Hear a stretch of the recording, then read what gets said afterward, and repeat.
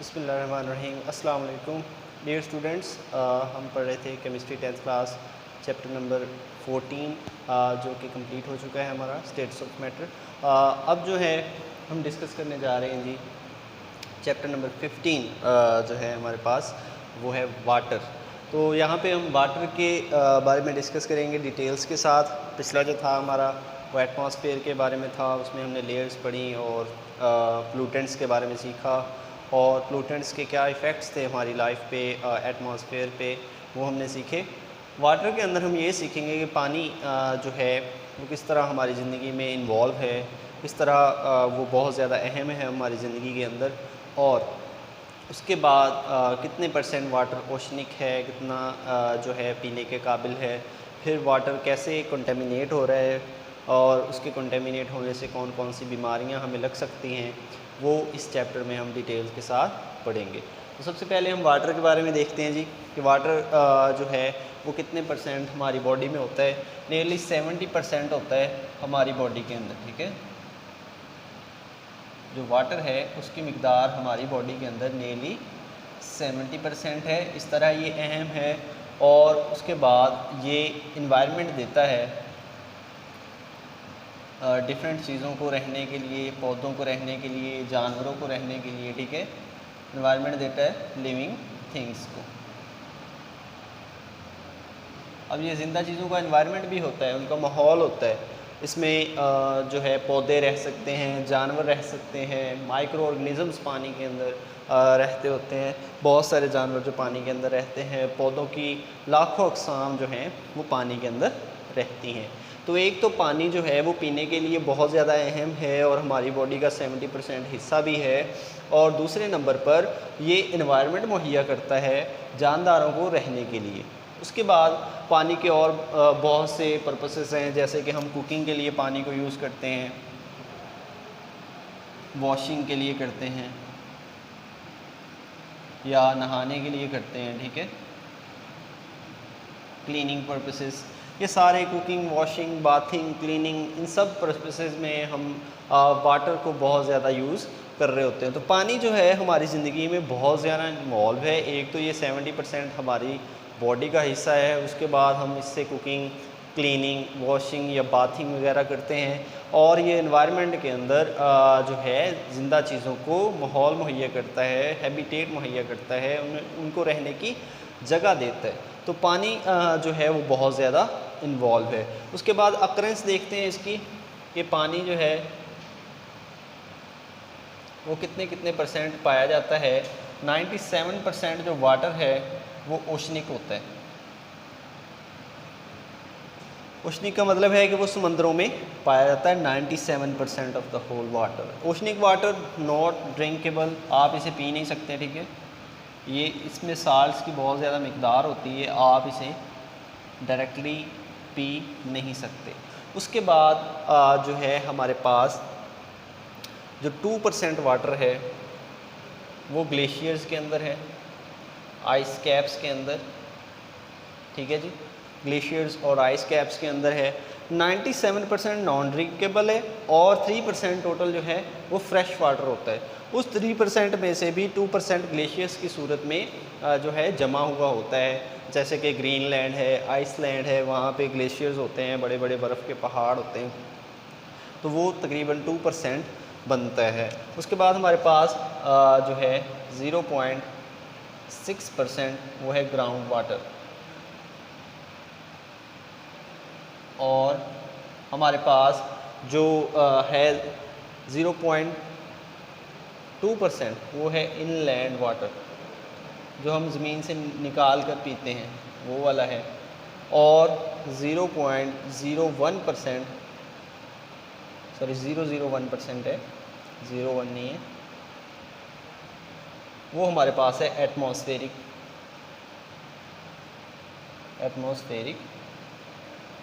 Water, ठीक है जी। तो वाटर की कंपोजिशन क्या है, ये वाटर की अकरेंस क्या है, कि पानी कहाँ कहाँ पाया जाता है, किस किस सूरत में पाया जाता है। 97% पानी जो है वो समंदरों में पाया जाता है और वो पीने के काबिल नहीं है। उसके बाद अगली बात आती है कि ग्लेशियर्स, बर्फ़ के जो पहाड़ हैं 2% जो वाटर है वहाँ पे जमा हुआ है। ग्रीनलैंड, आइसलैंड वगैरह जो इलाके होते हैं वहाँ पे 0.6% ग्राउंड वाटर है जो दरियाओं, नदी नालों और झीलों में और नहरों में पाया जाता है, कैनाल्स के अंदर। और 0.2% जो है इनलैंड वाटर है जो ज़मीन के नीचे है, जिसको हम पंप के ज़रिए जो है ज़ेरे ज़मीन से निकालते हैं। और 0.001% जो एटमॉस्फेरिक वाटर है जो बुखारात बन के दरियाओं, समंदरों और हमारे धोए हुए कपड़ों से निकल कर बुखारात बनकर ऊपर हवा में चला जाता है, वो है 0.001%। तो सारी इस डिस्कशन से हमें ये पता चला कि टोटल जो 97% वाटर है वो हम पी नहीं सकते, 3% हम ड्रिंक कर सकते हैं, चाहे वो ग्लेशियर से आ रहा है, चाहे ग्राउंड वाटर है, चाहे इनलैंड वाटर है या एटमॉस्फेरिक वाटर है। एटमॉस्फेरिक वाटर भी दोबारा से आपको पता है बारिश की शक्ल में दोबारा से ज़मीन पर आ जाता है, रिसाइकल होकर ज़मीन पर आ जाता है। ये था वाटर कैसे अहम है और वो कैसे कैसे ज़मीन के ऊपर पाया जाता है, ज़ेरे ज़मीन कितना पाया जाता है, कितना फ़्रेश है और कितना फ्रेश नहीं है। अब देखते हैं इसकी प्रॉपर्टीज़ कि वाटर की क्या क्या प्रॉपर्टीज़ हैं।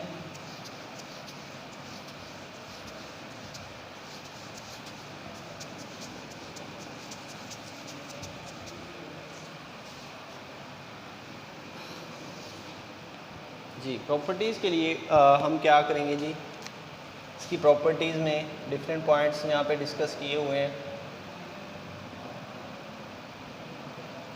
जैसे कि आपको पता है कि वाटर जो है उसका फ्रीजिंग पॉइंट क्या होता है जी,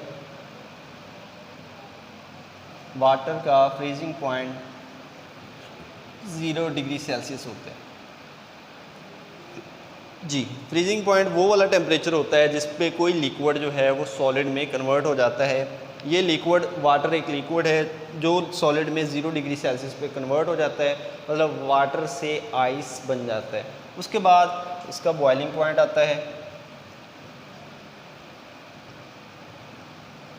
बॉइलिंग पॉइंट जो वो टेम्परेचर होता है जिस पे कोई जो लिक्विड है वो गैस में कन्वर्ट हो जाता है, बॉयल हो जाता है, बुखारात में कन्वर्ट हो जाता है। तो ये 100 डिग्री सेल्सियस पे जाके जो है कम्प्लीटली वो कन्वर्ट हो जाता है गैस के अंदर, और 0 डिग्री सेल्सियस पे वो कम्प्लीटली कन्वर्ट हो जाता है सॉलिड के अंदर। उसके बाद तीसरी बात है कि वाटर क्या होता है, न्यूट्रल। न्यूट्रल का मतलब ये है कि ना एसिडिक होता है ना बेसिक होता है। इसकी पीएच होती है जी 7। ये पीएच के बारे में हम पहले डिस्कस कर चुके हैं। वाटर न्यूट्रल होता है, ना इसकी एसिडिक नेचर है और ना ही बेसिक नेचर है। रेन वाटर जो है, बारिश का पानी, वो थोड़ा सा एसिडिक होता है, हमने पीछे पढ़ा था 6.4 होती है उसकी पीएच। और अगर उसमें एसिड्स वगैरह आ जाएँ, सल्फ्यूरिक एसिड और नाइट्रिक एसिड, तो वो और ज़्यादा एसिडिक होता है, उसकी पीएच 4 तक आ जाती है। तो जिसकी पीएच 7 है वो न्यूट्रल होता है और पानी न्यूट्रल है। उसके बाद अगली बात है कि इसकी हीट कैपेसिटी।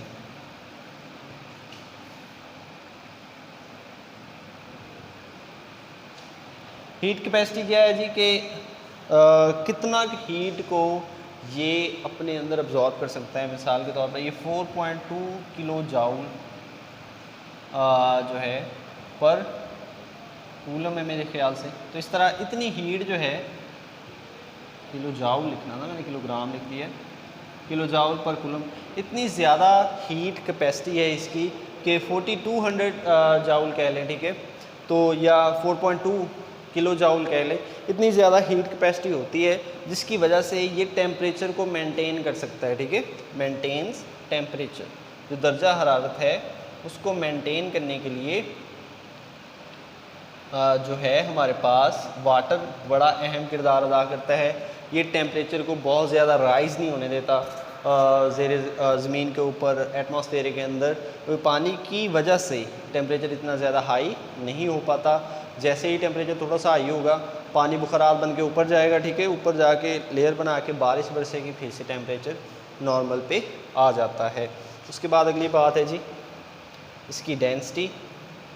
तो इसकी डेंसिटी जो है वो मैक्सिमम होती है जी, कब मैक्सिमम होती है, 4 डिग्री सेल्सियस पे, और होती कितनी है जी 1 ग्राम पर cm क्यूब, 1 ग्राम पर cm क्यूब जी। हीट कैपेसिटी बहुत अच्छी है, टेम्परेचर को मेंटेन करता है, और डेंसिटी जो है इसकी मैक्सिमम होती है 4 डिग्री सेल्सियस पे 1 ग्राम cm3। आप क्या कर रहे थे, आपने पानी को बर्फ़ बनाना शुरू किया और आप टेम्परेचर कम करते जा रहे हैं, आपने इतना कम कर दिया कि 4 डिग्री टेम्परेचर हो गया, तो क्या होगा, उसकी डेंसिटी वहाँ पे पानी की मैक्सिमम होगी। जैसे ही 4 से और लो होगा, फिर से डेंसिटी कम होना शुरू हो जाएगी और ज़ीरो पे बहुत कम हो जाएगी। इसीलिए ये भी एक क्वेश्चन होता है कि बर्फ़ जो है वो पानी के ऊपर तैरती है, इसकी वजह क्या है? क्योंकि बर्फ़ जो है उसकी डेंसिटी पानी से कम होती है, इस वजह से बर्फ़ डेंसिटी कम होने की वजह से ऊपर उसके तैरती है पानी के ऊपर। और लास्ट है कि ये गुड सॉल्वेंट होता है। सॉल्वेंट का मतलब हम पीछे पढ़ चुके हैं 9th क्लास में कि चीज़ों को अपने अंदर हल कर सकता है। वो चीज़ जो दूसरी चीज़ों को अपने अंदर हल करती है, या वो चीज़ जो ज़्यादा मिकदार में होती है, उसे सॉल्वेंट कहते हैं। तो प्रॉपर्टीज़ में हमने ये देखा है कि इसका फ्रीजिंग पॉइंट जो है वो 0 डिग्री सेल्सियस है, 0 पे ये बर्फ़ बनता है। 100 डिग्री सेल्सियस इसका बॉयलिंग पॉइंट है, उस पर ये बॉयल हो जाता है, गैस में कन्वर्ट हो जाता है, न्यूट्रल होता है। 4.2 किलो जूल इसकी हीट कैपेसिटी है और टेम्परेचर को मेंटेन करने में मदद करता है। डेंसिटी इसकी मैक्सिमम होती है 4 डिग्री सेल्सियस पे। ये MCQ में आते हैं और ये एक अच्छा सॉल्वेंट होता है, बहुत सारी चीज़ों को अपने अंदर हल कर लेता है। उम्मीद है कि वाटर उसकी एग्जिस्टेंस वो हमारे जिस्म में कितना है, वो एटमॉस्फेयर में कितना है, ग्लेशियर्स वगैरह में कितना है, और उसकी प्रॉपर्टीज़ आपको अच्छे से समझ आ गई होंगी। मिलते हैं अगले टॉपिक के साथ, अपना ख्याल रखें, अल्लाह हाफिज़।